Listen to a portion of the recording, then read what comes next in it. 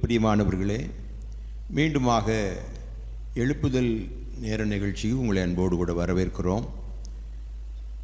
கடந்த நாட்களிலே வேதவசனத்தின் அடிப்படையிலே பல கேள்விகளுக்கு பதிலை வேதவசனத்தின் அடிப்படையிலே நாம் பெற்று வருகிறோம்.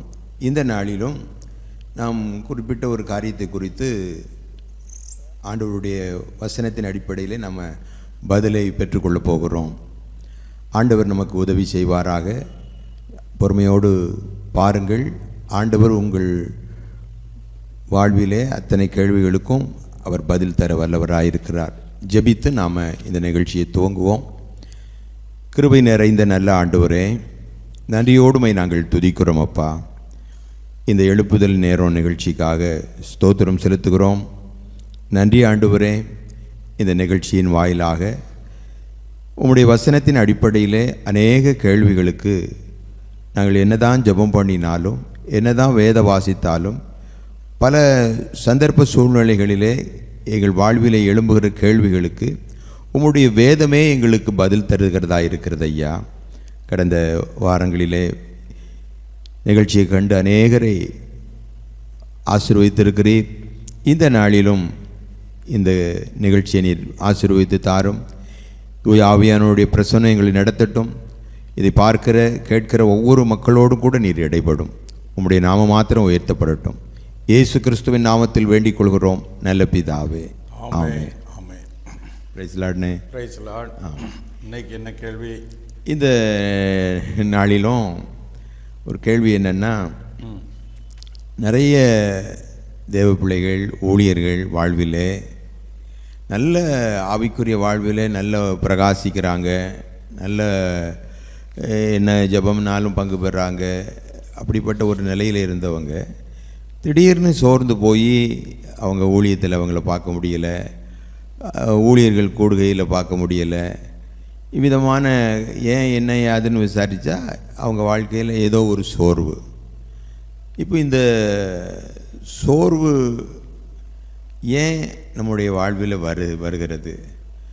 ஆண்டவருடைய பிள்ளைகள் நாம், ஆண்டவருடைய ஊழியக்காரர்கள் வசனத்தை மற்றவர்களுக்கு சோர்ந்து போகாமல் இருக்கணும்னு சொல்லி பிரசங்கம் பண்ணுற அவங்க வாழ்விலேயே இவ்விதமான சோர்வு வருகிறது. ஏன் இந்த மாதிரியான சோர்வு வருகிறது? இதுக்கு காரணம் என்ன? இதிலிருந்து விடுபடுவது எப்படி என்பதை நீங்கள் வேத வசனத்தின் அடிப்படையில் சொன்னால் இதை பார்க்கிற விசுவாச பிள்ளைகள் ஊழியர்கள் எல்லாருக்கும் இது பிரயோஜனமாக இருக்கணும். ஆமென். இந்த நாட்களிலே இது ஒரு தேவையான ஒரு கேள்வி தான். அதாவது இந்த சோர்வு என்பது ஒரு பயங்கரமான சாத்தானுடைய ஆயுதம். அது எங்கன்னா மன ரீதியான சோர்வு. இந்த மனதில் சோர்வு வந்துட்டுதுன்னா அவங்க உற்சாகத்தை இழந்துருவாங்க, வாஞ்சை இழந்துருவாங்க, தீவிரமாக கர்த்தருக்காக செயல்பட முடியாமல், அப்புறம் ஊழியக்காரங்க கூட சரி ஊழியத்துக்கு வந்துட்டோம், நம்ம இதுலேருந்து போக முடியாது, அதனால் ஏதோ ஊழியத்தையும் செய்வோன்று செய்வாங்க. எல்லாம் கடமைக்காகவே இருக்கக்கூடிய நிலைமைக்கு மாறி இருக்கணும். கடமையாய் செய்ய வேண்டியது கடமைக்காக. ஆமாம், அப்படி மாறிடும். சரி, இப்போ சோர்வு ஏன் வருது, எதனால் வருதுன்னா நிறைய காரணம் இருக்குது. ஒரு சில காரியங்களுக்கு நம்ம பார்த்து இன்றைக்கி பதிலை பார்த்துக்கொள்வோம். ஒரு முறை நானும் இப்படி தான் ரொம்ப சோர்ந்து போயிட்டேன். ஆண்டவர்கிட்ட ஜெபம் பண்ணி இன்னும் எதிர்பார்ப்பு நிறைவேறலையே, இன்னும் ஆண்டவர் ஒரு பெரிய காரியத்தை செய்கிறத பார்க்க முடியலைன்னு நான் ரொம்ப சோர்ந்து போயிட்டேன். அப்போ ஆண்டவர்கிட்ட கேட்டேன், ஆண்டவரே நாங்கள் என்ன தான் ஜெபம் பண்ணாலும் ஊழியம் செய்தாலும் எதிர்பாராமல் இப்படி சோர்வுகள் எங்களுக்கு வந்துடுது. ஆனால் சாத்தான் ஒரு நாள் என்ன செய்ய மாட்டேக்கான், சோர்ந்தே போக மாட்டேக்கான். அவனை எத்தனை தடவை விரட்டினாலும் மறுபடியும் வந்து பிரச்சனை பண்ணிக்கிட்டே தான் இருக்கிறான், விடவே மாட்டேக்கான். அவனுக்கு மட்டும் எவ்வளோ இப்படி சோர்வு இல்லாமல் உற்சாகமாக வேலை செய்ய முடியுதுன்னா ஆண்டவர்கிட்ட ஜெபம் பண்ணேன். ஆண்டவர் சொன்னார், நீ மாம்சத்தில் இருக்கிற, நீ மனுஷன், சாத்தான் வந்து ஆவியில் இருக்கிறான்.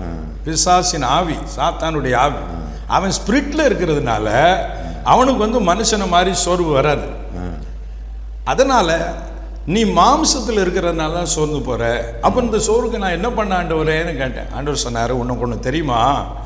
ஏசாயா 40வது அதிகாரத்தில் 28வது வசனம் சொல்லுது, பூமியின் கடையாந்தரங்களை சிருஷ்டித்த கர்த்தராகிய அநாதி தேவன் சோர்ந்து போவதும் இல்லை, இளைப்படைவதும் இல்லை. இதை நீ அறியாயோ? இதை நீ கேட்டதில்லையோ? அவருடைய புத்தி ஆராய்ந்து முடியாது. உனக்கு ஒன்று தெரியுமா? சாத்தான் தான் சோர்ந்து போகாதுன்னு நினைக்கிறியா? உன் தேவனாகிய நானும் ஒரு நாள் சோர்ந்து போறது கிடையாது. அல்லேலூயா. ஆமா, இது உனக்கு தெரியாதாப்பா அப்படின்னு ஆண்டவர் கேட்டார். அதனால நீ சாத்தான் உன்னை தொந்தரவு பண்ணான்னு கவலைப்படாத, நான் உனக்கு சோர்ந்து போகாம உதவி செய்வேன் சொல்லிட்டு 29ஆம் வசனத்துல, நான் சோர்ந்து போவது மட்டும் இல்லை, சோர்ந்து போகிறவனுக்கு நான் பலன் கொடுக்கிற ஆண்டவர். ஆமென். அல்லேலூயா. அதனால நீ எப்பெல்லாம் சோர்ந்து போறியோ அப்பெல்லாம் என்ன நோக்கி பாரு. அதே நேரத்தில் நீ மாம்சத்திலிருந்து காரியத்தை சாதிக்கலாம், சாத்தானை ஜெயிச்சலான்னா முடியாது. நீ ஆவிக்குள்ளா மாறிடணும். அதுக்கு தான் என்னுடைய ஆவியானவரை உனக்கு தந்து அபிஷேகம் பண்ணி வச்சிருக்கிறேன். நீ ஆவிக்குள்ளாக ஆக ஆக தான் ஆவியனுடைய ஒத்தாசையோட தான் அந்த சோர்வை அடிக்க முடியும். இயேசு சொல்றாரு பத்தினா, மாம்சமோ பலவீனம் உள்ளது, ஆவி உற்சாகம் உள்ளது. ஆமா, ஆவின்னு சொல்றது அது வந்து நமக்குள்ளேயும் ஒரு ஆவி இருக்கு, அந்த ஆவியுமே உற்சாகம் உள்ளது தான். ஆனால் அது மாம்சத்தில் இருக்கிறதுனால சில வேளை மாம்ச எண்ணங்கள், மாம்ச சிந்தனைகள், இதனால தான் நம்ம சோர்ந்துக்குள்ள ஆயிடுறோம். அதே நேரத்தில் ஆவியானவரோடு இணைந்து நம்ம ஆவி ஒத்து போகும்போது பிசாசின் ஆவி எந்தவித சோர்வு கொண்டாலும் அதை ஈஸியாக அடிக்கலாம். அதனால இந்த ஆவிக்குள்ளான அனுபவத்துக்கு வரும்போது தான் சோர்வை ஜெயிக்க முடியும். இல்லை, பைபிளில் இன்னொரு அருமையான வசனம் இருக்குது. 2 கொரிந்தியர் 4ஆம் அதிகாரத்தில் 16ஆம் வசனத்தில் பவுல் சொல்கிறாரு, நாங்கள் சோர்ந்து போகிறது இல்லை. என்ன காரணம்? எங்கள் புறம்பான மனுஷனானது அழிந்தும் உள்ளான மனுஷனானது நாளுக்கு நாள் புதிதாக்கப்படுகிறதுங்கிறார். அப்போ புறம்பான மனுஷன்னா வெளியே பார்க்குற அந்த சரீரம் நாளுக்கு நாள் வயசு ஆக ஆக தோல் சுருங்கும், பலம் குறையும். ஆனால் உள்ள ஒரு மனுஷன் இருக்கான் பாருங்க, அவனை பவுல் புதிதாக்கத்தான் சோர்வு பறக்கிறது. அதான் ஆவிக்குள்ளான அனுபவத்துக்கு வர்றது. அப்போ நம்ம மாம்சத்தில் கிடந்து போராடுற வரைக்கும் நம்மளால் மேற்கொள்ள முடியாது. ஆவியானவருக்கு இடம் கொடுத்து ஆவிக்குள்ளா உள்ளான மனுஷனை பலப்படுத்துறதுக்கு நம்ம கவனம் செலுத்தினோம்னா ஈஸியாக அவனை அடிக்கலாம். 1. 2வது 17 வசனத்தில் என்ன சொல்கிறாரு? மேலும் காணப்படுகிறவர்களை அல்ல, காணப்படாதவர்களை நோக்கி இருக்கிற நமக்கு அதி சீக்கிரத்தில் நீங்கும் லேசான நம்முடைய உபத்திரவம் மிகவும் அதிகமான நித்திய கன மகிமையை உண்டாக்குறது. 2வது, சோர்வு இல்லாமல் பலப்படுற காரணம் என்ன? உலகத்தில் பார்க்கறது, கேட்கறது, நடக்கிறது எல்லாம் டெம்பரரி. இன்னொரு மகிமையான வாழ்வு இருக்கு, இன்னொரு பெரிய மகிமையை கர்த்தர் நமக்கு தரப்போறாரு. அதை அடையணுமேங்கிற தரிசனம் வரும்போது தான் என்ன சோர்வு? தரிசனத்தை நோக்கி போகணும், சாதிக்கணும், எழும்பணும், பிரகாசிக்கணும். பெரிய மகிமையை கர்த்தர் நமக்கு வச்சிருக்கிறாரு. இந்த தரிசனம் ஆழமாக உள்ளத்தில் வந்துட்டுதுன்னா என்ன சோர்வுனாலும் உதறிட்டு வெளியே வந்துடலாம். அவை சோர்வுலேருந்து வெளியே வர்றதுக்கு உள்ளான மனுஷனை பலப்படுத்தணும். அந்த மகிமை குறித்த தரிசன வெளிப்பாடு, கர்த்தர் வைத்திருக்கிற மேன்மை குறித்த அந்த தரிசனம் நமக்குள்ளே வந்தால் தான் நம்ம உற்சாகம் அடைய முடியும். நான் நிறைய பேர் உலகத்தில் உள்ள காரியங்களே பார்த்து தான் சோர்ந்து போகிறது, அல்லது சிலர் மற்றவங்களை பார்த்து சோர்ந்து போயிடுவாங்க. நல்ல உற்சாகமாக வருவாங்க, இன்னொரு மாடலாக ஒரு ஆளை வச்சுருப்பாங்க, அந்த ஆள் தப்பு பண்ணுவார், அதை பார்த்து இவனு விழுந்துருவான். நமக்கு மாடல் எந்த மனுஷனும் கிடையாது. அது எவ்வளோ பெரிய ஊழியக்காரராக இருந்தாலும் சரி தான், அவரை மாடலாக வைக்காதீங்க, அவரும் வீழ்ச்சி அடையக்கூடியவர் தான். சமீபத்தில் பார்த்தீங்கன்னா பென்னிஹின் என்ற தேவ மனிதரை குறித்து நீங்கள் எல்லாரும் கேள்விப்பட்டிருப்பீங்க. அவர் சமீபத்தில் ஒரு வீடியோ வெளியிட்டிருக்கிறார், நான் ஊழியத்தில் நிறைய தப்பு பண்ணிட்டேன், என்னை மன்னிச்சிருங்க, நான் கர்த்தர் சொல்லாததை சொல்லேன்னு சொல்லிட்டேன், ஆண்டவர் பேசாமலே நான் சொல்லிட்டேன், என்னை மன்னிச்சிருங்க அப்படின்னு நிறைய மன்னிப்பு கேட்டிருக்கிறார். பாருங்கள் எவ்வளோ பெரிய ஊழியக்காரர். அதனால் எந்த பெரிய ஊழியக்காரனாலும் அவரை கடவுள் மாதிரி நினைக்காதீங்க. ஒரு நாள் அவங்க தப்பு பண்ண மாதிரி செய்தி வந்ததுன்னா உங்கள் விசுவாசம் எல்லாம் அடிபடும். அதனால் நீங்கள் பைபிளை பார்த்து, கர்த்தரை நோக்கி பார்த்து, இயேசு கிறிஸ்துவ ரோல் மாடலாக வைங்க, சோர்வே வராது. ஏன்னா அவர் ஒரு நாள் விழுந்து போக மாட்டார், அவர் விழுகிறவரெல்லாம் தூக்கி நிறுத்துகிறவர். அதனால் நிறைய பேர் விழுந்து போகிறது இப்படி தான். ஊழியக்காரனை பார்த்தே விழுந்து போன பெரிய கூட்டம் இருக்குது. நீ ஏன் ஊழியக்காரனை பார்க்க? கர்த்தரை பாரு, பரிசுத்த வேதத்தை பாரு. அப்போ ஆண்டவரை பார்த்து நீங்கள் தரிசனத்தோடு ஓடனீங்கன்னா சோர்விலிருந்து கர்த்தர் உங்களை பலப்படுத்துவார். அது மாத்திரம் இல்லைங்க, பவுல் என்ன சொல்கிறாரு, ஆனபடியிலானேன்னு 16ஆம் வசனத்தில் சொல்றதுக்கு முன்னால் 15ஆம் வசனத்தில் அநேகருடைய சோத்திரத்தினாலே கிருபையானது பெருகும்னு சொல்லியிருக்குது. அப்போ பவுலுக்காக ஜெபிக்கிற சோத்திரம் பண்ண ஒரு கூட்டத்தை அவர் வச்சுருந்தார். அப்போ நம்மளை ஜபத்தில் தாங்குகிற ஒரு கூட்டம் இருக்கணும். அப்படி நம்மளை சப்போர்ட் பண்ணி நமக்காக ஜெபிக்கிற ஆட்கள் இருந்தால் அந்த கிருபை நம்ம சோர்விலேருந்து வெளியே கொண்டு வரும். அவை சோர்வு இல்லாமல் ஊழியம் செய்வதற்கு இப்படி பல வழிகளை கர்த்தர் வச்சிருக்கிறார். இன்னும் அற்புதம் செய்வார், சோர்ந்து போனால் தட்டி எழுப்புவார். அதான் ஏசாயா 40 என்ன வாசித்தோம், நம்ம சோர்ந்து போகிறவனுக்கு அவர் பலன் கொடுக்கிற தேவன். அதனால் நீங்கள் சோர்ந்து போக வேண்டிய அவசியமே இல்லை. முடியலைன்னா கர்த்தர்கிட்ட பலனை கேளுங்க. காத்திருக்கிறவர்கள் பலன் அடைவார்கள் கர்த்தருக்கு. அதனால் உபவாசம், ஜபம், வேத தியானம் நல்லா டைம் ஸ்பெண்ட் பண்ணி நீங்கள் உள்ளான மனுஷனை பலப்படுத்த தான் சோர்வு நீங்கள் உற்சாகமாக ஊழியம் செய்ய முடியும். அப்போ இது சோர்வு வந்து வெளியே வர்றதுக்கு காரணம். இப்போ சோர்வு எப்படிலாம் வருதுங்கிறதையும் நம்ம பார்க்கணும். சோர்வு எதனாலாம் வருது? முதல் காரியம் என்னென்னா, ஆசீர்வாதங்கள் தாமதமாகும் போது சோர்ந்து போயிருந்தாங்க.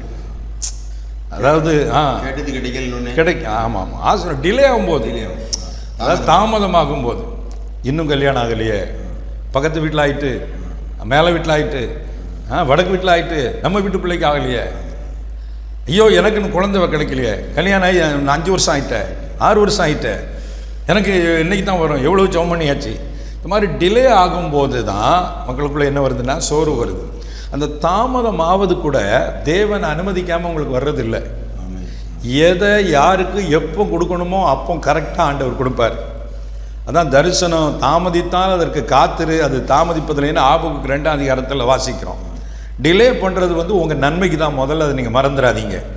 தாமதம் ஆகும்போது நம்ம கவனிக்க வேண்டிய சில காரியம் இருக்குது. தாமதம் ஆகும்போது சாத்தான் உங்கள் வாழ்க்கையின் தரிசனத்தை அழிக்க பார்ப்பான்.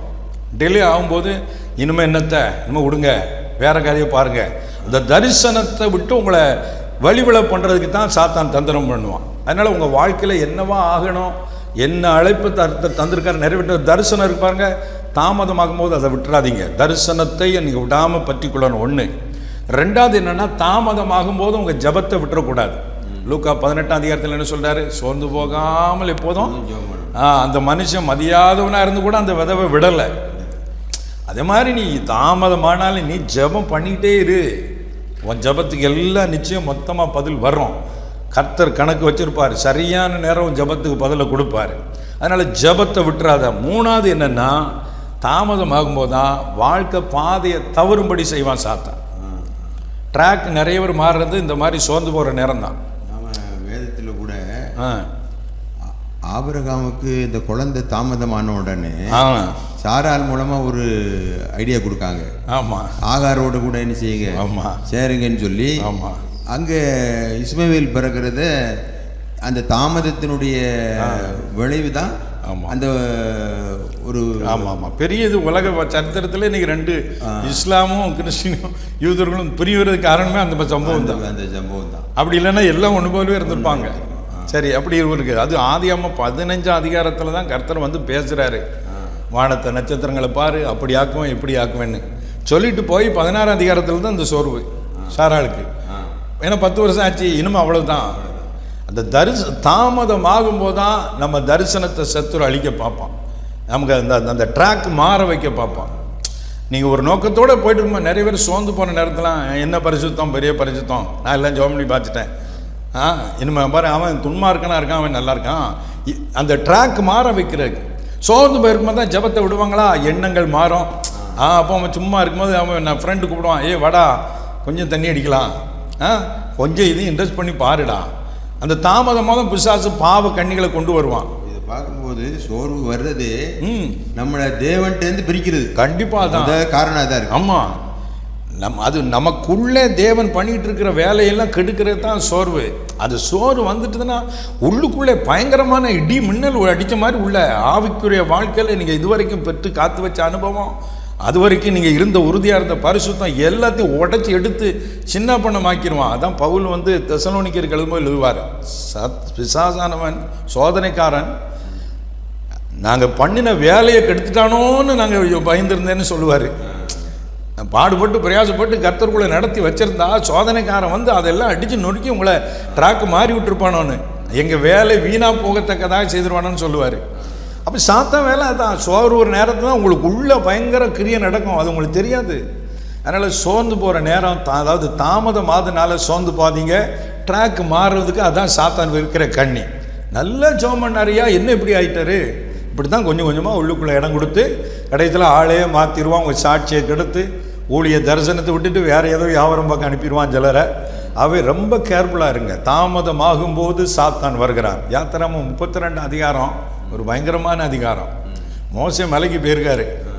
நான் 40 நாள் கழித்து வருவேன்னு சொல்லிட்டு போகல, கர்த்தருடைய பலகை வாங்க போயிருக்காரு. 40 நாள் அங்கே பலகை வாங்கியாட்டு சீன் முடிய போது இறங்கக்கூடிய டைமில் இங்கே பிசாசு தூண்டி விட்டான். அவருக்கு என்ன சம்பவித்ததோ தெரியாது. ஏற்கனவே முதல்ல அக்கினி மலைகளை இருக்கிறத பார்த்தானா, ஒருவேளை மோசே ஆளே காணல, கொண்டுட்டார் போல கர்த்தர், நமக்கு இனிமே இந்த கர்த்தரை நம்பி பிரயோஜனம் இல்லை, அதனால் எங்களுக்கு முன் செல்லும் தெய்வங்களை உண்டு பண்ணணுன்னு தாமதம் ஆனதுனால கடவுளையை மாற்றி விக்கிரக பண்ணி கொண்டாடி புசித்து கொடுத்து தண்ணி அடித்து ஜாலியாக கொண்டாடுன்னு பெரிய கொண்டாட்டம் நடக்கு. கர்த்தர் மேலே சொல்கிறார், நீ அழைச்சிட்டு வந்த ஜனங்கள் கெடுத்துட்டாங்கப்பா, வணங்கா கணத்துள்ள ஜனம்னு சொல்கிறார். தாமதமானதுனால என்னெல்லாம் நடக்கு. மோசே அங்கிறது 40 நாள் உபவாசம் பண்ணி வாங்கிட்டு வந்த பழகி அந்த கோபத்தில் அடித்து உடைச்சி நொறுக்கிறதான். அந்த தாமதமாகும் போது நம்ம ரொம்ப கேர்ஃபுல்லாக இருக்கணும். நம்ம 40 நாள் உபவாசம் பண்ணி கர்த்தர்கிட்டருந்து வாங்கியிருக்கோமே, அது எவ்வளோ முக்கியமானது. அதை அவன் தப்பு பண்ணால் நம்ம பொறுமையாக இருக்கணும்ல. அப்படி தான் சிலர் ஆத்திரத்தில் எல்லாம் அடித்து உடைச்சி நொறுக்கி கர்த்தர் மறுபடியும் 40 நாள் உபவாசம் போடுன்ட்டார். அதனால் சோர்வு வரும்போது நீங்கள் இதுவரைக்கும் காற்று கிடந்து கண்ணீர் விட்டு வெடித்து உபவாசம் பண்ணி ஜெபம் பண்ணி பெற்றுக்கொண்டே கிருபைகள் அதை இழந்துடக்கூடாது, பார்த்துக்கொள்ளுங்க. ஏன்னா நீங்கள் நினச்ச லக்கில் இன்னும் அடையலை, உண்மைதான். ஆனால் ஏற்கனவே இருந்த இடத்துல இல்லைல்ல, வேறு இடத்துக்கு வந்திருக்கீங்களா வளர்ந்து, அப்போ அந்த கிருபை உங்களுக்குள்ளே இருக்குல்ல, அதை நீங்கள் காப்பாற்றண்டாமா. அதனால் அங்கே அப்படித்தான் மோசே பழைய உடைச்சிட்டான். கடைசியில் அந்த பிரச்சனையில் 3000 பேர் செத்து போகிறாங்க. பெரிய துன்பம். என்ன தாமதமானது தான் காரணம். அதனால் டிலே ஆகும்போது பொறுமையாயிருங்கள், தவறான முடிவு எடுக்காதங்க, ஜபத்தை விடாதீங்க, தரிசனத்தை இழந்துடாதீங்க. எல்லாவற்றுக்கு மேலே தாமதமாவதும் உங்கள் நன்மைக்குத்தான் தேவன் செய்வார் என்பதை ஆணித்தரமாக நம்புங்க. அவர் ஒரு நாளும் தப்பு பண்ண மாட்டார். அல்லேலூயா. இந்த ஆபிரகாம் பற்றி சொன்னோன்னே எனக்கு இன்னொரு ஞாபகம் வருது. ஆதியாகமம் 17ஆம் அதிகாரத்தில் 15 - 18 வரைக்கும் வாசா, 99 வயசில் ஆபிரகாமுக்கு ஆண்டவர் தரிசனம் ஆவார். அப்போ உன் மனைவிக்கு பேரை மாற்று, உனக்கு பேரை மாற்றுன்னு கர்த்தர் எல்லாம் சொல்லும்போது, உன் மனைவியை நான் பெரிய ஜாதிகளுக்கு தாயாக மாற்ற பாரும்பார். ஆனால் ஆபிரகாம் இருதயத்திலே நகைத்து ஆண்டவர்கிட்ட ஜெபம் பண்ணுவார், இஸ்மவேல் உமக்கு முன்பதாக பிழைப்பானாக ஆண்டவர். ஏன்னா ஆபிரகாமுக்கு ஆண்டவரே சும்மா ஒடுங்க ஆண்டவர், எத்தனை வருஷம் இதே சொல்லிக்கிட்டு இருப்பீங்க, 75 வயசுலேயே சொன்னீங்க, 99 ஆச்சு, இன்னும் 6 ஆளாலே சந்தையை தருவேனா, இது நடக்கக்கூடிய காரியமா, வேற ஏதாவது பேசுங்க ஆண்டவரை. ஏன்னா தாமதம் நம்பிக்கைலாம் போயிட்டு. ஆனால் ஆண்டவர் அங்கே தான் அவன் சோர்வை மாற்றி என்ன பண்ணுறாரு, அபிரகாமே உன் மகனுக்கு பேர் என்ன தெரியுமா, ஈசாக்கு. அந்த பேர் கொடுக்க தான், நீ ஜெபிச்சபடி நான் இஸ்மவேலையும் ஆசீர்வதிப்பேன்ப்பா, அவனையும் நான் பெரிய ஜாதி ஆக்குவேன்ப்பா, நான் ஈசாக்கோட தான் உடன்படிக்கை ஏற்படுத்துவேன். இதை சொன்ன உடனே தான் ஆபிரகாமுக்கு மறுபடி சோர்வுலாம் பறந்துட்டான். பேரே சொல்லிட்டாரு, அவன் உடன்படிக்கை அவங்க கூட தான் ஏற்படுத்துன்னு சொல்லிட்டாரு. அதனால் கர்த்தர் அந்த அவன் சோர்வை மாற்றிட்டு தான் எழுந்தள்ளி போகிறாரு. கர்த்தர் சொன்னபடி உடன்படிக்கை அப்போ தான் ஆபிரகாம் நிறைவேற்றுறார். அப்போ 21 அதிகாரத்தில் சொன்னபடியே செய்கிறார். ஆனால் இந்த 99 வயசில் தான் சந்தேகமும் வந்திருக்கு.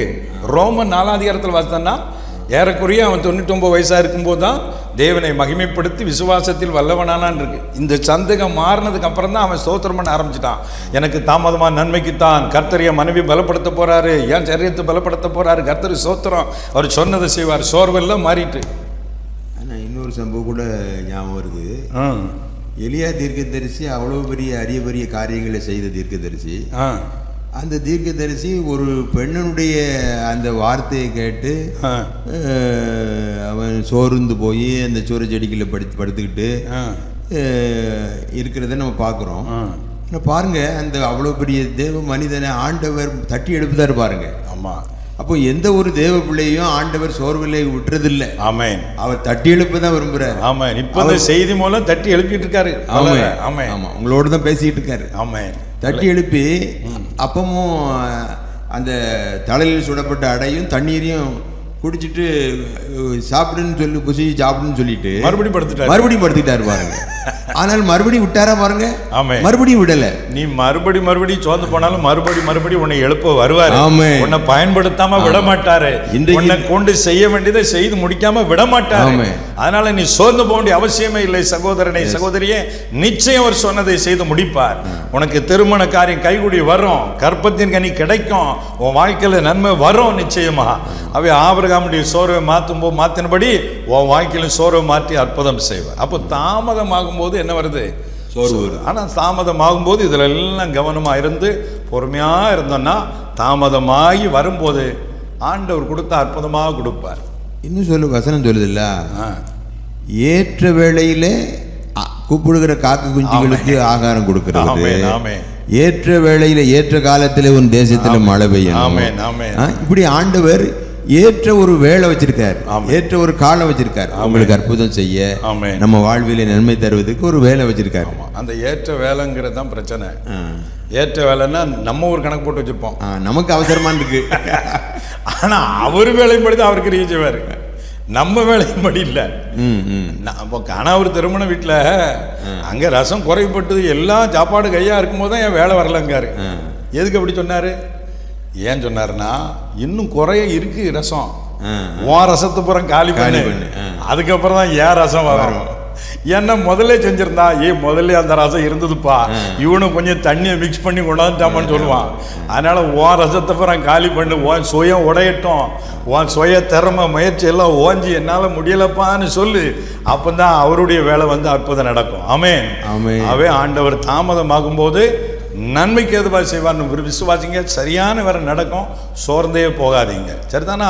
தாமதமானால் சோர்வு. ரெண்டாவது எதனால சோர்வு வருதுன்னா, தோல்விகள், ஏமாற்றங்கள், எதிர்பார்ப்புகள் நிறைவேறாத போது சோர்வு. எல்லாரும் கர்த்தர் வெற்றி தருவார், உனக்கு வெற்றி உண்டு, கிறிஸ்துவ வெற்றி உண்டு தான். ஆனால் வெற்றினா நம்ம நினைக்கிறபடி வெற்றி இல்லை. இயேசு சிலுவையில் மரித்தாருன்னா உலக பிரகாரமாக பார்த்தா அவர் செத்து போயிட்டாருங்கன்னு. ஆனால் அவர் தோல்வி அடையல. மரணத்தின் மூலம் மரணத்தை ஜெயிச்சார், மரணத்தின் மூலம் பிசாசை ஜெயிச்சாரு. மறிச்சதுனால ஐயோ போச்ச கதை அப்படிதான் சீசர்கள் நினைச்சாங்க. உங்க நினைவு வேற, அவர் நினைவு வேற. வெற்றினா சில வேளை தோல்விகளை ஏன் அனுமதிக்கிறார்னா, தோல்வியில தான் நம்ம நிறைய பாடம் படிக்க முடியும். தோல்வி வரலைன்னா பக்குவப்பட்ட ஆளாக இருக்கவே முடியாது. வெற்றியே பெற்ற மனிதன் உலகத்தில் யாரும் கிடையாது. அதனால தோல்வி ஏன் அனுமதிக்காருன்னா, தோல்வி வந்தால் தான் உட்காந்து மண்டையை சொறிவோம், யோசிப்போம், ஐயோ ஏன் இப்படி வந்தது. யோசுவா 7ஆம் அதிகாரத்தில் தோல்வி வந்தது. ஆயி பட்டணத்தை அடிக்க முடியல, உங்க பூரா விழுந்து கர்த்தர்கிட்ட கதர் தான். அப்போதான் கர்த்தர் சொல்கிறாரு, திருடனதும் வஞ்சித்ததும் பண்டப்பாடிகளுக்கு ஒழித்ததும் உண்டே, சாபத்தீடான பொருளில் தீட்டு பண்ண காரியங்களை செஞ்சிட்டாங்கப்பா, அதை நீ கண்டுபிடிச்சி அப்புறப்படுத்தலைன்னா நான் கூட இருக்க மாட்டேங்கிறாரு. ஆனால் இன்றைக்கி எல்லாரும் நான் உன்னை விட்டு விலகுவதில்லை, உன்னை கடுவில் தான் பிரசங்கம் பண்ணுவாங்க. இங்கே கர்த்தர் கூட இல்லைன்னு இருக்க மாட்டேங்கிறாரு. ஏன்? பரிசுத்தம் இல்லை, திருடு, ஏமாற்று, பொய், இதெல்லாம் வச்சுக்கிட்டு இருந்தேன்னா எப்படி வெற்றி கிடைக்கும்? யோசிங்க பிரதர். அப்போ தோல்வி வந்தாதான், அவமானம் வந்தாதான் யோசித்து நம்ம தவறை ஒத்துக்கொண்டு மனம் திரும்புவோம். அதனால் தோல்வியை அனுமதிப்பார் கர்த்தர், ஏமாற்றங்களை அனுமதிப்பார் கர்த்தர். அதன் மூலம் உங்களை உருவாக்கி அடுத்து நல்ல ஆசீர்வாதத்துக்கு கொண்டு போவார். அதனால் என்ன நடந்தாலும் சோர்ந்து போகாதீங்க, எதிர்பார்ப்பு நிறைவேறலையேன்னு நினைக்காதீங்க. சிலருக்கெல்லாம் ஆம்பளை பிள்ளைக்காகவே ஜெபம் பண்ணுவாங்க, 3ஆவதும் பொம்பளை பிள்ளை பிறந்ததுன்னா அவ்வளோதான், எல்லாம் சோர்வாயிரும். ஊன்னு சொல்லி சோர்ந்து போகாதீங்க. கர்த்தர் கொடுக்குறார், அவ்வளோதான். அதுக்கு போய் ஏன் சோர்ந்து போடணும்? யோனா அப்படி தான் ஆமணக்கு செடிக்காக சோர்ந்து போய் சாவை விரும்பினானா. ஏன்னா அவன் நினச்சது நடக்கலை. அழிச்சிருவேன்னு சொன்னால் அழிச்சிடணும், அழிக்காமல் விட்டுக்கிட்டு இருக்காரே வேறு அப்படின்னு. நிறைய பேர் அப்படி தான் தன்னுடைய திட்டத்தை நிறைவேற்றணும்னு ஆசைப்படுறாங்க. அப்படி இல்லை, கர்த்தருடைய திட்டத்தை நிறைவேற்ற ஒப்பு கொடுங்க. எதிர்பார்ப்பு நிறைவேறாட்டாலும் அது உங்கள் நன்மைக்கு தான் இருக்கும். அதனால் நீங்கள் அதனால் சோர்ந்து போகக்கூடாது. தோல்விகள், ஏமாற்றங்களை தேவன் அனுமதிப்பார். ஓசியா 2ஆம் அதிகாரத்தில் நீங்கள் பார்த்தீங்கன்னா, உன் வழியை முள்ளுகளினால் அடைப்பேன், நீ பாதைகளை கண்டுபிடிக்காது கூடாதபடிக்கு மதிலை எழுப்புவேன்னு இருக்கு. யாராவது இதை வாக்குத்தத்தமாக கொடுக்காங்களா? ஏன் கொடுக்கறது இல்லை?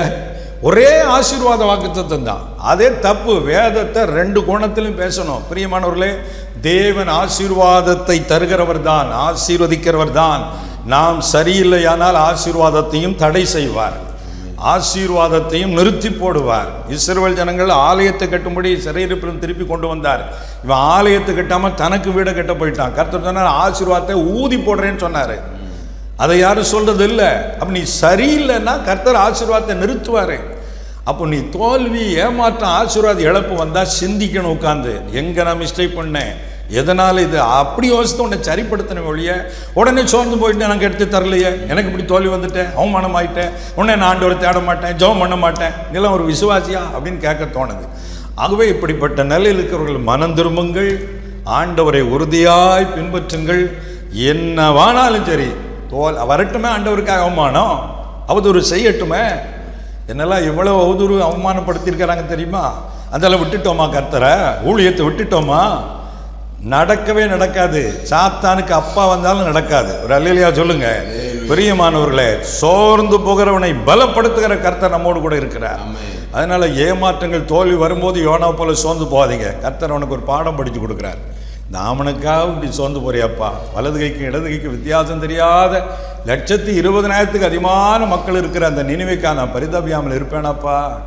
அவருடைய பாரத்தை இவனுக்குள்ளே வைப்பதற்காக அந்த பாடத்தை அனுமதி கற்றுக் கொடுக்கிறார். அதே போல் ஆண்டவர் தோல்விகள், ஏமாற்றம் மூலம் உங்களுக்கு பாடம் படித்து கொடுப்பார், அவருடைய வழிகளை சொல்லிக் கொடுப்பார். நீங்கள் அதை கவனிக்கணுமே தவிர, நான் நினச்சேன் நடக்கலையே, இப்படி தோல்வியாகி போச்சே, இப்படி கர்த்தர் தராமல் போயிட்டாரே, இது என்ன ஆண்டவர், அப்படிலாம் சொல்லவே சொல்லக்கூடாது. அவர் நல்லவர், அவர் நல்லவர். என்ன நடந்தாலும் ஏசப்பா நல்லவர் தான். அதனால் நீங்கள் எதிர்பார்ப்பு நிறையாததுனால, ஏமாற்றம் தோல்வி வந்ததுனால சோர்ந்து போகல, அர்த்தமே இல்லை. சோர்வு விட்டு வெளிவாங்க. கடைசியில் ஒன்று சொல்லி முடிக்கிறேன். சோர்வுகள் ஏன் வருதுன்னா, இழப்புகள், பிரிவுகள் வரும்போது நமக்கு சோர்வு வருது. திடீர்னு குடும்பத்தில் யாராவது இறந்துருந்தாங்க, தொழிலில் நஷ்டமாயிருது, திடீர்னு நமக்கு ரொம்ப ஊழியத்தில் நெருக்கமாக இருந்தவங்க பிரிஞ்சு போயிருந்தாங்க. அப்போ இந்த மாதிரி சூழ்நிலையில் நமக்கு சோர்வு வருது. ஐயோ, இத்தனை வருஷம் ஒன்றா இருந்தோமே, ஐயோ இப்படி போயிட்டாங்களே, கணவர் போயிட்டாரு, மனைவி போயிட்டாள், பிள்ளைகள் போயிட்டு, ஐயோ என்ன செய்வேன். சோர்வு வரக்கூடியது இயற்கை தான். ஆனால் யோபுவை பாருங்க, 10 பிள்ளைகளை ஒரே நாளில் சாக கொடுத்தார், சொத்து சுகத்தை எல்லாம் இழந்தார். வரிசையாக 10 பிரேதப்பட்டி வீட்டில் உட்காந்தா எப்படி இருக்கும் யோசிச்சு பாருங்க. ஆனால் அந்த நிலையிலும் அவர் சொன்னார், கர்த்தர் கொடுத்தார், கர்த்தர் எடுத்தார், கர்த்தருடைய நாமத்துக்கு ஸ்தோத்திரம். இந்த மேடைகளில் டான்ஸாக ஆடுறாங்களே, அது ரொம்ப லேசு, எல்லாரும் ஆடலாம், மேளத்தை போட்டால் அடித்தா சாமி வந்துடத்தான் செய்யும். ஆனால் வாழ்க்கையில் துன்பமும் இந்த மாதிரி இழப்பும் வரும்போதுக்கு வலி இருக்கு பாருங்க, அப்போ வரணும் ஸ்தோத்திரம், அப்போ நிற்கணும் விசுவாசத்தில். அப்படி நிற்பீங்களா பிரியமானவர்களே? சும்மா உணர்ச்சிகளை காட்டுவதல்ல பக்தி. தாவீது நடமாட்டினார் உண்மைதான், ஆனால் தாவீது எவ்வளவு அழுதாரு, கண்ணீர் விட்டாரு, அதை நம்ம கடைபிடிக்கிறோமா? தாவீது டான்ஸ் பண்ணாருங்கிறது மாத்திரமே வலியுறுத்துறோமே. தாவீது இரவு முழுவதும் என் படுக்கையை கண்ணீரால் நினைக்கிறேன்னு சொல்றாரு, அழுகிறதற்கு பலன் இல்லாமல் போக மாட்டோம். தாவீது அழுதாருன்னு இருக்குதே, அதை சொல்லணும்ல. ஒரு பக்கம் மாத்திரமே சத்தியத்தை காட்டி இன்னொரு பக்கம் மறைக்க கூடாது. ஆகவே பிரியமானவர்களே, இழப்புகள் வரலாம். சில வேளையில் அது தேவனுடைய கரத்தில் இருக்கிறது. இந்த உலகத்தில் உள்ள காரியங்கள் சில நமக்கு புரியாது, அது பரலோகத்துக்கு போகும்போது தான் நமக்கு தெரிய வரும். பிரிவுகள், கூட இருக்கிறவங்க பிரிஞ்சு போனால் சோறு வருது. ஆபிரகாம் விட்டு லோத்து பிரிஞ்சு போயிட்டான். ஆபிரகாம் கவலையோடு கூட இருக்கிறான். நானே வளர்த்து உருவாக்கின பையன் அப்படி போயிட்டானேன்னு கவலையாக இருந்திருக்கலாம், அது சொல்லப்படலை. ஆனால் பிரிந்து போன பின்பு தான் கர்த்தர் ஆபிரகாம்கிட்ட சொல்கிறாரு, நீ போனவனை பார்க்காத, வடக்கையும் கிழக்கையும் தெற்கையும் மேற்கையும் பார், நீ நட, அந்த பூமி முழுதும் உனக்கு தரப்போறேங்கிறாரு. பிரிஞ்சு போனதுக்கப்புறம் தான் புது தரிசனம் வருது. சில வேளை நம்மை விட்டு ஆட்களை பிரிப்பார் கர்த்தரே, சரியில்லைன்னு பிரிப்பார். உங்களோடு கூட யார் வரும்படி குறிக்கப்பட்டிருக்கிறார்களோ அவர்கள் கூட வருவார்கள். உங்கள் தரிசனத்தை கெடுத்துருவாங்கன்னா அவங்கள பிரிச்சுருவார். ஆகவே பிரிஞ்சுட்டான்னு வருத்தப்படக்கூடாது. 1 போனால் 9 தருவார் கர்த்தர். அதனால் நீங்கள் சோர்ந்து போகாதீங்க பிரியமானவர்களே, கர்த்தர் பலப்படுத்துவார். மோசே மரித்து போனான். மரித்த பின்பு யோசுவாவுக்கு கர்த்தர் சொன்னார், தாசனை மோசே மரிச்சிட்டான், நான் உன்னை விட்டு விலகுவதும் இல்லை, உன்னை கைவிடவில்லைன்னார். அதனால் அவர் கூட இருந்து நடத்துவார். சோர்ந்து போகாதீங்க, சோர்வுக்கு இடம் விடாதீங்க, மறுபடி எழும்புங்க. கடைசியாக ஒன்று சொல்லி முடிக்கிறேன், டைம் முடியுது. சோர்வு சோர்வு சோறுன்னு நீங்கள் உட்காந்துக்கிட்டே இருந்தீங்கன்னா கர்த்தர் ஒரு குறிப்பிட்ட டைம் தான் பார்ப்பார். இல்லைன்னா இவன் சரியில்லைன்னு சொல்லி உங்கள் ஸ்தானத்தில் இன்னொருத்தனை எழுப்பிடுவார். அப்புறம் நீங்கள் அழுது புலம்பினாலும் அப்புறம் அந்த இதுக்கு கிடைக்காது. அதை மறந்துடாதீங்க. நிறைய பேர் இப்படி தான் சோர்வுன்னு ஒழுங்காக ஜம்மு மட்டும் இல்லை, தரிசனத்தை இல்லை, உங்கள் அழைப்பு இழந்துடாதீங்க. கர்த்தர் இன்னொருவனை எழுப்பிடுவார். அதனால் போனது போட்டோம். கர்த்தருக்காக எழும்பி உற்சாகமாக செயல்படுங்க. உங்களுக்கு வைத்த கிரீடத்தை நீங்கள் தான் அடையணும். கர்த்தருக்கு உதவி செய்வார். ஜெபம் பண்ணுவோமா? கர்த்தரை நோக்கி பார்ப்போம். மகா கிருபை மிகுந்த இரக்கம் நிறைந்த அன்பின் பரலோக பிதாவே, நீர் சோர்ந்து போகாத தேவனாயிருப்பதற்காக ஸ்தோத்திரம். சோர்ந்து போகிறவனுக்கு பலன் கொடுத்து சத்துவம் இல்லாதவனுக்கு சத்துவத்தை பெருக பண்ணுகிறவர் என்ற சத்தியத்திற்காக ஸ்தோத்திரப்பா. சோர்விலிருந்து வெளியே வர நாங்கள் என்ன செய்யணும்? சோர்வுகள் எப்படிலாம் வருகிறது, அதை எப்படி நாங்கள் மேற்கொள்ள என்ற வழிகளை தந்தீர் நன்றி சொல்கிறேன் அப்பா. யார் யார் சோர்ந்து போன நிலையில் இதை பார்க்கிறார்களோ ஒவ்வொருவரையும் கர்த்தர் இப்பொழுது பலப்படுத்துகிறார். அந்த சோர்வின் ஆவிகள் இயேசுவின் நாமத்திலே வெளியேறும்படி கட்டளை கொடுக்கிறேன். புதிய உற்சாகத்தின் ஆவினால் நிரப்புவீராக ஆவியானவரே. ஆவியானுடைய வல்லமை இறங்கி பலப்படுத்தும்படி ஜெபிக்கிறேன். கர்த்தருடைய கிருபைக்குள் ஒப்பு கொடுக்கிறேன் அப்பா. ஒவ்வொருவரை உற்சாகப்படுத்துகிறதற்காய் ஸ்தோத்திரம். இழந்த தரிசனம் புதுப்பிக்கப்படுகிறதுக்காய் ஸ்தோத்திரம். இழந்த ஜெப வாழ்க்கை மறுபடி புதுப்பிக்கப்படுகிறதுக்காய் ஸ்தோத்திரம் அப்பா. உமக்காய் வைராக்கியமாய் எழும்பி ஓடத்தக்கதாய் கர்த்தர் பலப்படுத்தி நடத்தும். அப்படியே செய்கிறதற்காய் ஸ்தோத்திரம். எல்லா மகிமை உமக்கே தருகிறோம். இயேசுவின் நாமத்தில் ஜெபிக்கிறோம் எங்கள் நல்ல பிதாவே. ஆமென், ஆமென். பிரியமானவர்களே, இந்த செய்தி உங்களுக்கு மிகவும் பிரயோஜனமாக இருக்குன்னு நம்புகிறோம். இதை பார்க்குறவங்க உங்கள் கருத்துக்களை ஃபோன் பண்ணி சொல்லுங்கள். ஜெப விண்ணப்பங்களை, கேள்விகளை எங்களுக்கு தெரியப்படுத்துங்க. மீண்டும் அடுத்த நிகழ்ச்சிகளை இன்னொரு கேள்வியோடு நாம் சந்திப்போம். தேவ கிருபை உங்களோடு இருக்கட்டும். God bless you.